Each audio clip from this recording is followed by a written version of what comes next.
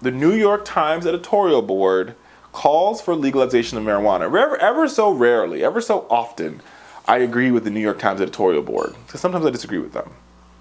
But this time, I agree.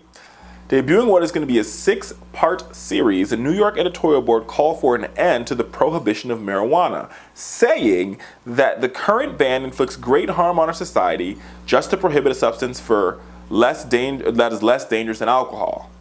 And this series is going to be an interactive series from July 26th to August 5th, beginning with the Saturday editorial, and it's called High Times, an editorial series on marijuana legalization. And you know, the New York Times is known for being bold and provocative. Sometimes they're known for being old and stuffy. But this time, they're bold and provocative.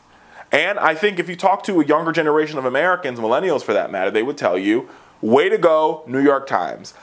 And I said this over and over again. When was the last time you've seen somebody high off marijuana, like running into, you know, crashing into a pole?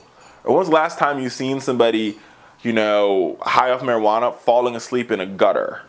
You've never seen it before because it doesn't happen, doesn't exist. Alcohol is a worse drug. Tobacco and cigarettes are worse for you than marijuana.